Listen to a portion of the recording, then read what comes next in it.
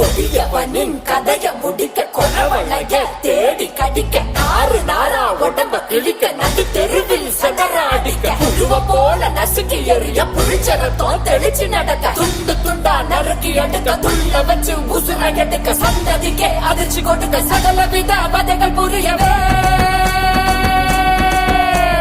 வஞ்சின வஞ்சின